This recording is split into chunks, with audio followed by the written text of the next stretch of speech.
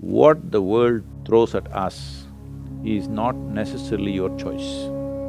But what you make out of it is entirely your choice. Other people are doing what they want, but it's your reaction which causes the suffering. There is no way you can fix an yesterday, but you can create a tomorrow.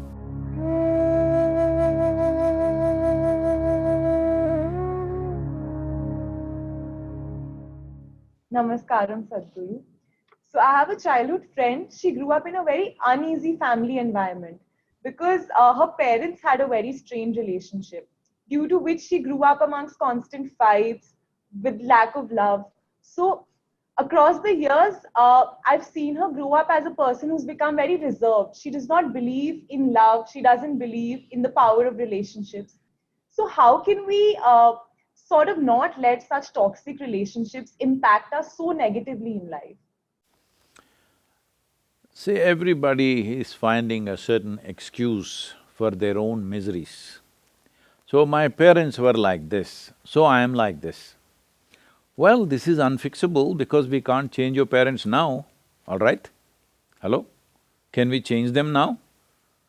So, you need to understand this, especially if you have gone through tough situations in life or horrible situations in life, let's say.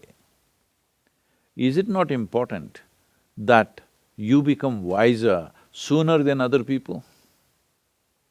Sooner than other people who've grown up in comfort, who do not know what it is to see those things? Is it not very important that you should become wiser? No, instead you choose that you also become miserable because they were miserable people. So let us understand this much. You have an intelligence to recognize that they are living badly. How come you don't have an intelligence to recognize you are living badly right now? And you don't even have the fundamental integrity to see, if I am living badly, it is me who is making this. Because there may be situations and situations. For every one of us, there are situations. In fact, the more you try to do in the world, the more and more many ugly situations you will have to face, whether you like it or you don't like it, okay? Now, because you face ugly situations, will you also become ugly? Or you will use this as manure to blossom into a wonderful flower? This is a choice that you have. So everything that hurts us, everything that in some way is negative in a given situation, whether you will become wise or you will become wounded is your choice. Do not look for ideal situations because there is no such place. There is no such place. Wherever you go, there will be something happening that you think is negative. Whether it's negative or not, I don't want to make a judgment. But in a given place, you think there is negative. A whole lot of people who have applied to get into your institution like ISB, they are all thinking, if I enter ISB, it is like heaven. But I'm sure there are many people in your institution who think this is the most horrible place, full of politics, full of nonsense, full of this. Aren't there such people? Hello? I'm sure they are there, you don't become one of them. Because in every place there are issues, all right? Where there are two people, there is an issue. How we conduct these issues depends on, are we in a state of conscious response to these issues, or are we in some compulsive reaction to these issues? This determines how we conduct ourselves.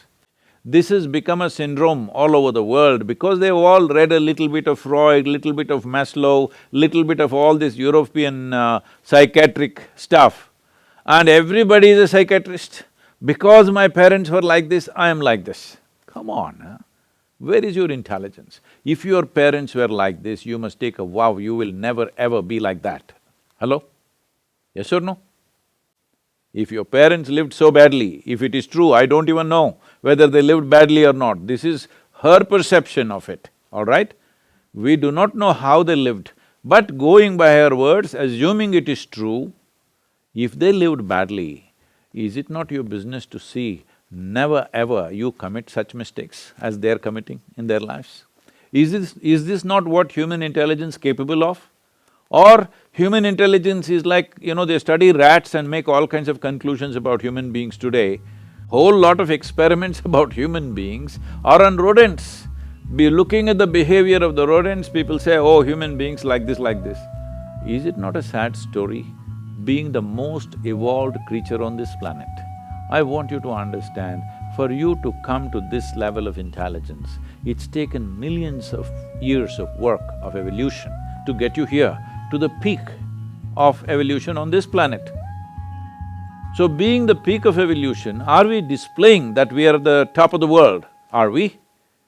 No, we want to sit on somebody else's head and think top of the world. No, we are already top of the world as human beings, isn't it so? But look at the way we are behaving, all the time complaining about something or the other. Let us understand this. What the world throws at us is not necessarily your choice. But what you make out of it is entirely your choice. Yes? What you make out of it is entirely your choice. Your experience of life, this much you must come to every one of you young people, if you want your potential to open up in the world, one important thing that you must fix in your life is your experience of life, either peacefulness or agitation, either joy or misery, blissfulness or suffering, whatever it is, your experience is entirely made by you. Other people are doing what they want, their drama they're conducting. It is your reaction to that which is causing these experiences to you. Right now, if I abuse you, I won't, I'm just telling you, Mrudu. Suppose I abuse you, the abuse is in my mouth. It is not a bullet, it doesn't come and hit you, but it's your reaction which causes the suffering, isn't it? Suppose I abuse you nicely in Tamil language or Telugu or Kannada, this guy will understand that's a problem. But